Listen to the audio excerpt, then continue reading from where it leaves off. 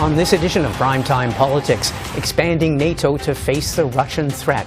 Our former ambassador to the alliance talks about new members and about Canada's mission in Latvia. Threats against politicians. Our journalist panel weighs in on the new levels of abuse and violence aimed at our MPs and public figures. And with gas prices still at record levels, our specialist talks about the wider impact on the economy and what can be done.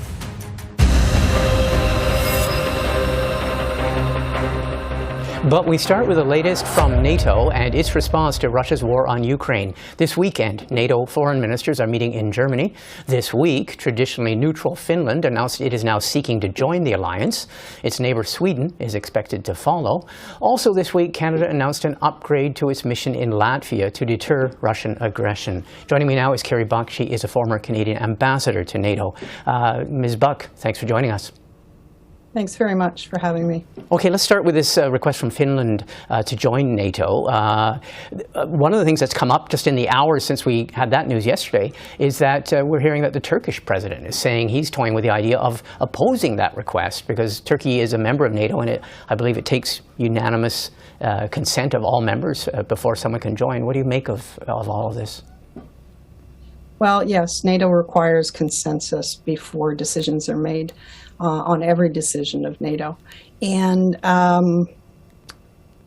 the fact that this has been announced publicly by Finland and was signaled by NATO Secretary Jens Stoltenberg as early as beginning of April that Finland and likely Sweden would want to join the alliance. Those announcements wouldn't have happened unless there'd been very careful diplomatic work with every member of the alliance to make sure that the path to NATO membership for Finland was not going to be blocked.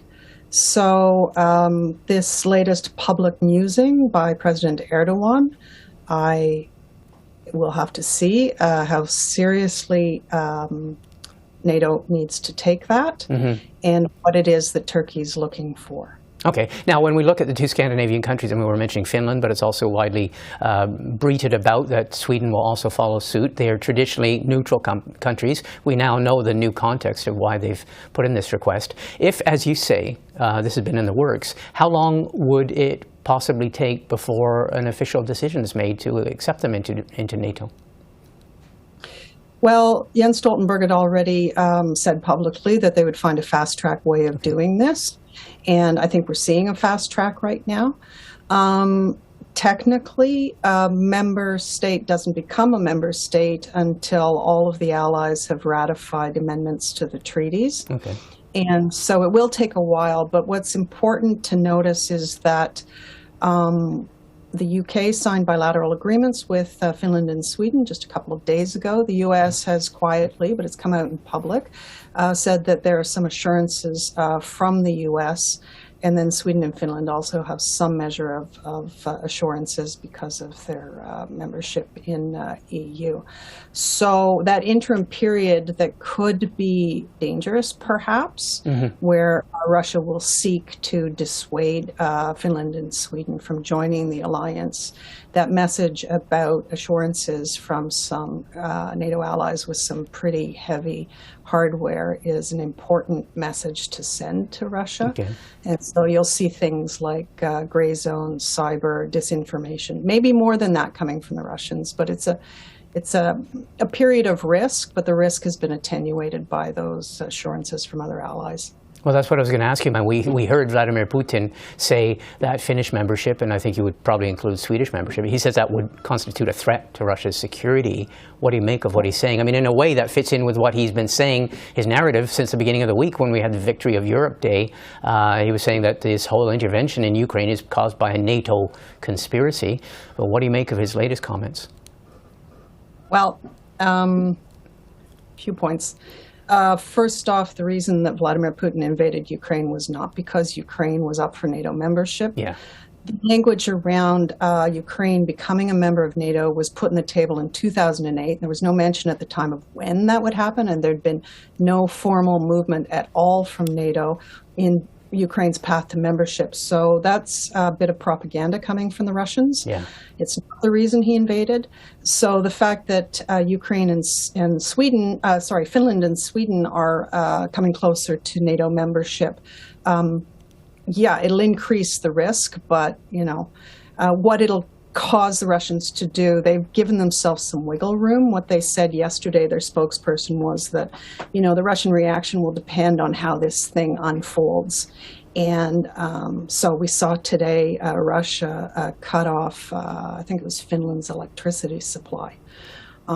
You'll see disinformation for sure. They've been doing that for years. Every time NATO membership comes up in either of those two countries, there's disinformation campaigns. So you will see a Russian reaction, but how robust, remains to be seen. But I think the Russians understand that it would be folly to do anything directly against Finland or Sweden militarily.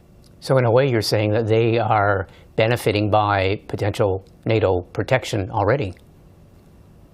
Well, absolutely. I mean, you said at the beginning that they're neutral. Mm-hmm. Yeah, they haven't been part of the alliance, but for the last few decades, they've been very, very close partners of the alliance. They've been embedded in a lot of NATO planning. They've deployed with NATO missions. They've trained and exercised with NATO troops.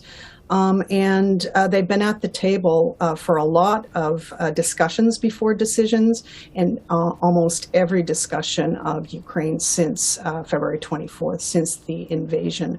So while not members of the alliance, I think neutrality is a hard way to describe it, at least for the past few decades.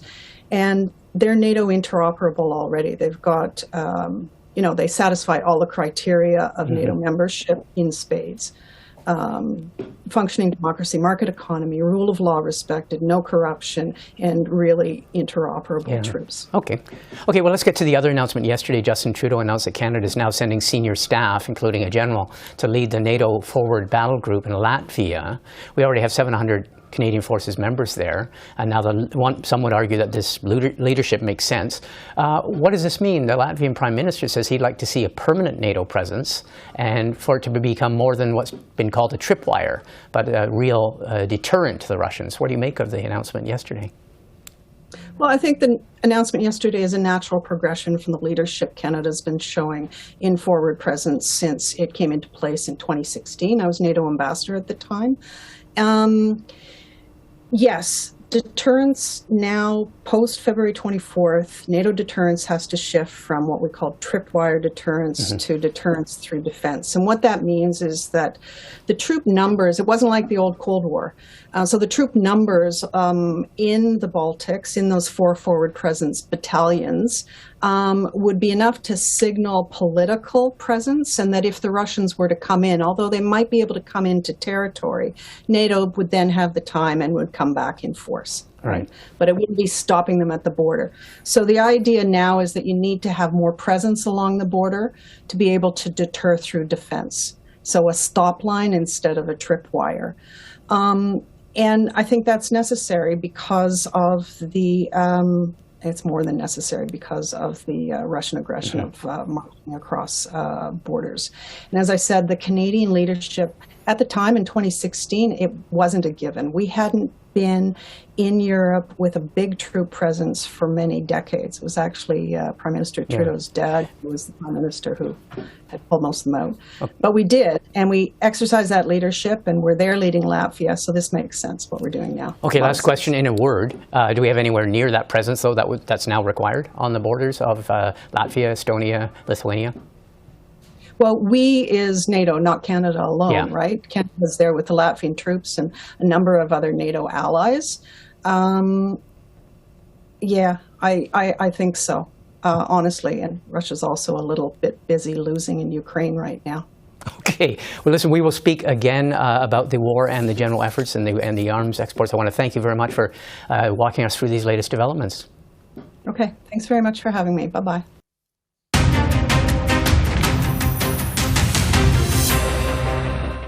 Gas prices in Canada hit record levels again across Canada this week, and analysts are warning that the price at the pump will surge again with the approach of the Victoria Day long weekend. Some are predicting a jump of another 10 to 15 cents a litre, shattering all previous records. Dan McTeague is the president of Canadians for Affordable Energy. He's a founder of GasWizard.ca, which tracks gas prices. Mr. McTeague, thanks for joining us. Good to be here, Martin. Okay, let's start with, first of all, I mentioned there are predictions now that in the next week or two, we're going to see another jump, and a very radical jump. What are you looking at? What are you anticipating by the time we see the Victoria Day weekend? Yeah, it looks like we're going to 210 a litre here in the nation's capital, 210 in all of southern Ontario, 235 for Vancouver, probably $1.75 for Alberta, $1.85 for Saskatchewan, Manitoba. Quebec would be about $2.15, and of course Maritimes, which tend to sometimes see a delay. Nova Scotia, New Brunswick, PEI in the $2.05 range, with Newfoundland at $2.20 to $2.25. So right across the country, all-time historical numbers, shattering all previous records. And if that weren't enough, diesel prices are lurching ahead even more dramatically. Okay, what's behind the surge? And this is yet the latest surge that we're anticipating for the long weekend. What's behind the surge? Well, the headlines, of course, are the war in Russia, sanctions that the EU wants to propose to cut off oil and gas, that is natural gas. Talk of COVID recovery, surging demand. But the bigger issue is actually more structural, more fundamental, and that's a supply shortage. Years of underinvestment, undercapitalization, divestment, ESG. The blockage of pipelines, the lack of infrastructure, and ultimately the lack of capital, merged with new regulations on energy, as well as, of course, carbon taxes. All of these things have added up to what is now the perfect storm in this summer of our consumer discontent, in which we are going to see not only pain at the pumps, but the cost of living shoot up even higher than what I think would have been the wildest imaginations of most analysts. It looks like we're going to be heading towards what is now known as an energy supercycle or an energy bubble, the likes of which would surpass what we saw in 2008. Okay, I want to drill down a little more in a second about the structural things that you just mentioned. But so you're talking, though, a sustained and continuing rise in prices. I mean, through this summer, in questions, 6 months, a year? Yeah, I mean, look, we're up 80 cents a litre for gasoline year over year.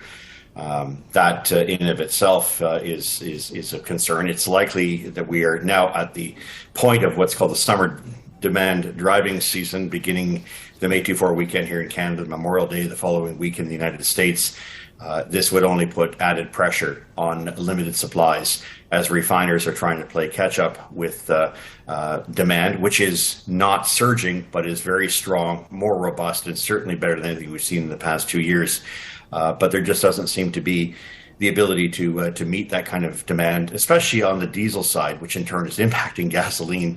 East Coast has lost 3 refineries. That is 1, the Come By Chance refinery here in Canada, and 2 in the Philadelphia area, home to the largest area of petroleum consumption anywhere in the world. So that takes in New York, Washington, Boston, Philadelphia, and the like. So we have a lack of refining capacity, and that's been a chronic problem. So lack of refining capacity. You talked about increased demand. I mean, post-pandemic, increased demand. Taxes. Let's talk about taxes. What role are higher taxes playing in the costs?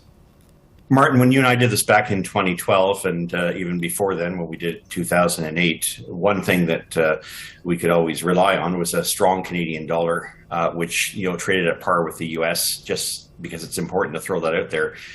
It takes that's adding another 32 cents a litre of anything, gasoline, diesel, jet fuel.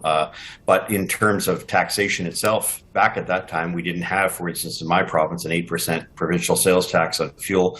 We didn't have the equivalent of an 11.05 cent carbon tax in my province of Ontario, which when you add it with the HST comes to 12.5 cents a litre. So taxation has played a very important role. And as I have sort of stressed the idea of the tax on tax, the ad valorem tax, the 5% GST and the 7% or 8% in my province, provincial sales tax. Further east you go, that tends to be 15%. That really just compounds those higher prices, and it's leading to, for many people, an untenable situation this summer. What do you say to people who say higher gas prices are actually essential for driving the decarbonization of our economy? Well, I think you don't have to, destroy the economy in order to get there. I think we're already proving that. My old riding had the first nuclear non-emitting reactors 50, 60 years ago, commercial in North America. It didn't take a carbon tax or an awareness campaign to let people know. Things like sequestration, the Boundary Dam that was created in Saskatchewan did not happen in the environment where you had to force people to say we have to do these things. I think you let the markets do what the markets can do, but don't try to get ahead of them as they did in Europe, or you wind up being the plaything of someone else. In this case, Europe's desire to decarbonize while getting rid of fossil fuels has had the unpredictable. Perhaps predictable, but unenviable and perhaps unintended consequence of putting them in very much the straitjacket they find themselves in which the initiatives towards decarbonization have lost significant ground and credibility. And last question, in a word, you've often attributed this in other interviews to a lack of pipeline capacity as well. Well, look, this one's a bigger one. The world's short 3 million barrels. You have to do the simple math. If we hadn't killed the Energy East pipeline, the Northern Gateway pipeline, if we hadn't messed around and allowed provinces to, use every tool in the toolbox to hold up the Trans Mountain expansion, and yes, even fought much harder for Keystone XL, I don't think we'd be dealing with $110 a barrel oil. We might be down 75. That would save Canadians about 30, 40 cents a litre. And the Canadian dollar would be trading as it has behaved in the past as the petrol loonie, saving another 40 cents. We'd be talking $1.40 for a litre of gasoline, not $2.08 a litre, which is what you're going to be paying here Sunday in Ottawa. Okay, Dan McTeague, thanks very much for speaking with us. Always a pleasure, Martin. Have a great weekend. The Vatican on Friday confirmed details of the Pope's upcoming visit to Canada to present his apologies in person for the Catholic Church's role in the residential school system. The Pope will visit Edmonton, Quebec City, and Iqaluit from July 24th to the 29th. Today, the Prime Minister responded to the announcement. The Pope is coming to Canada this summer. It'll be extremely important that he deliver the apology from the Catholic Church to residential school survivors and their families. It's going to be an important time in the path of reconciliation.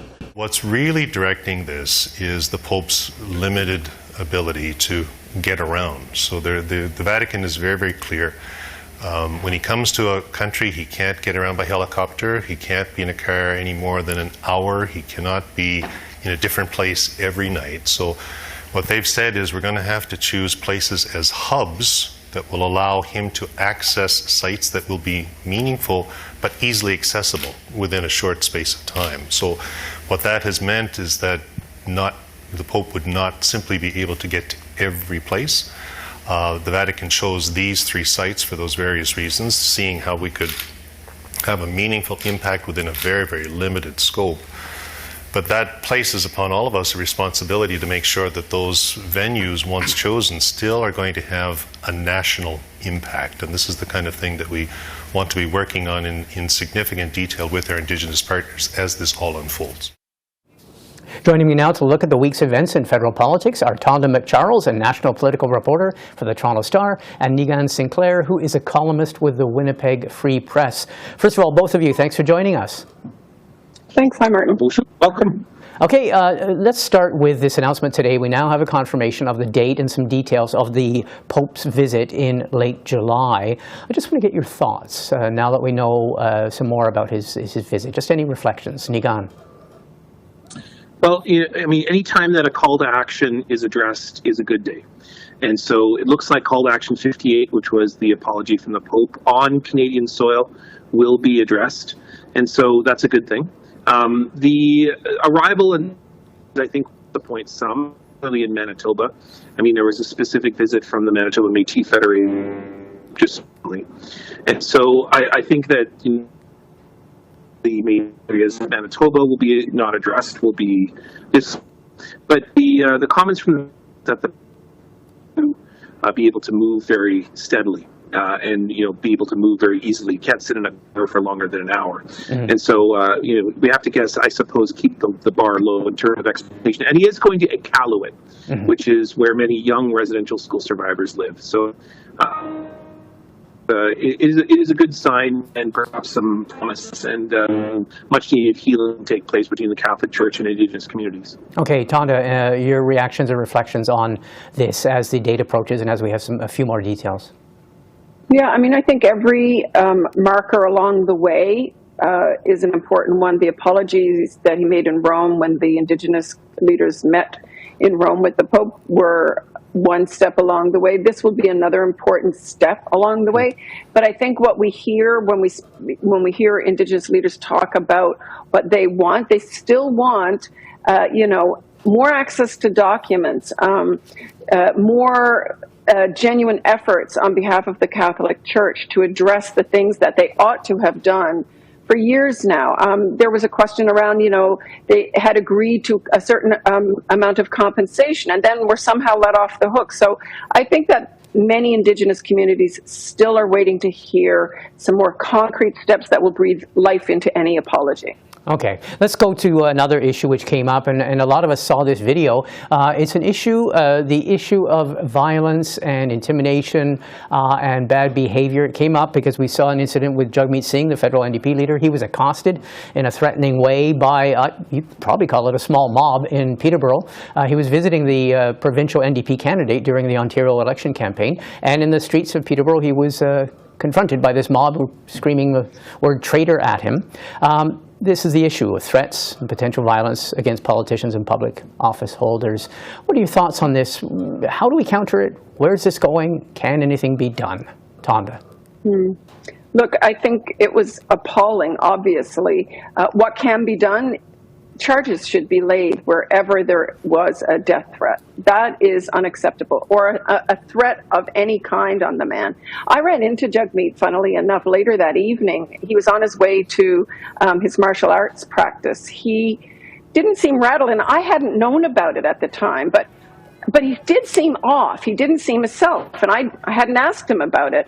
But it's very clear that while he might be able to defend himself against any attacker, that's not the point. That's quite beside the point. The point is it's unacceptable for political leaders, for anyone in public life, to be subjected to that. It's utterly ridiculous. And so I think not just should the police act, that's one thing that we can counter. We don't need to go looking for new laws. There are laws on the books when there's that kind of harassing and intimidating behavior. But I think that all political leaders themselves also have to take responsibility for the kind of rhetoric they employ when they discuss the important issues of the day. Okay, Niigaan, your thoughts on this? And I mean, obviously, this is something we're seeing spreading, and it seems to know no ends, and it seems to be just getting worse and worse, or more common. Your thoughts?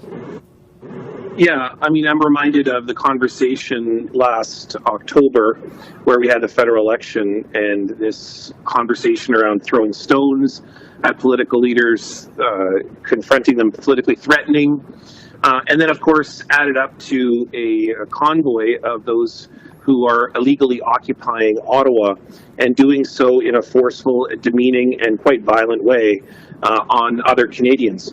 And so we see this rising, and we see this particularly rising in the area of politics, as if those who have been historically in privileged positions are now in positions in which they're yelling at a man in a turban, calling him a traitor.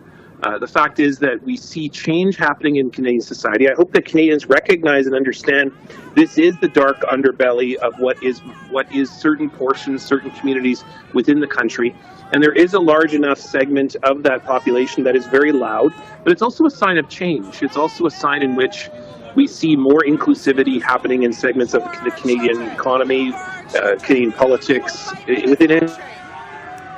But change doesn't come easy. Change often comes with a great deal of people who have been privileged in the past, who have benefited from those marginalization of those communities and are not willing to give up that space. And I hope that whoever harasses Jagmeet Singh and any other political leader from whatever color, from whatever political party, is rightfully held to charges and rightfully taken to court and held accountable. I mean, it's not just good enough to freeze bank accounts. We have to have some sort of measure of law in this country that is respectable, that to promote healthy dialogue. Okay. Speaking of healthy dialogue, there was dialogue in Edmonton this week with the first televised debate of the Conservative Party, the Federal Conservative Party. A lot has been said between the debate midweek and now, but I do want to give the two of you a chance to weigh in and reflect on what you saw. Just basically, whatever is it that sticks out to you 2 days later, Tonda and Niigaan, I will start with you, Tonda. What sticks out? What did you retain from it all? Well, the tone was different than the first one, but what I still retain is that Poilievre is in everybody's crosshairs because he is the front runner, and he has set the tone for the debate, and it's a sharp, nasty personal tone, a sharp, nasty personal attack on his rivals. I took away that there were other people on the stage that didn't adopt that tone, however, and Scott Aitchison being one.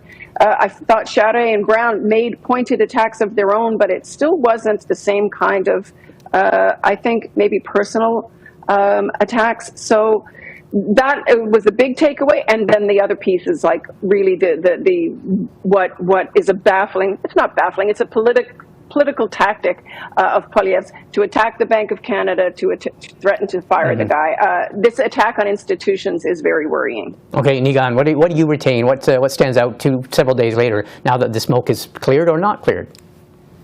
It is absolutely crystal clear that in this political debate, this Canadian Conservative, the winner of the Conservative Party will not be able to form government for the mere sake that win the Conservative Party, you have to isolate, marginalize, demean those who have different opinions than you, and that's just simply going to be a tactic that's helpful to win that middle ground.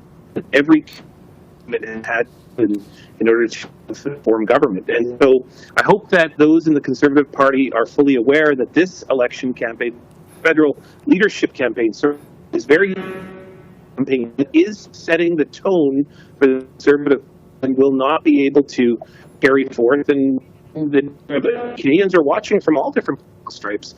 And so that means that if it at least at some point turn to some kind of conciliatory tone. It may just be that it won't be able to serve or build else to come and join the ranks. I think that the forces within the Conservative Party are very favorable towards Paul. So harsh, so direct, and demeaning to those who agree.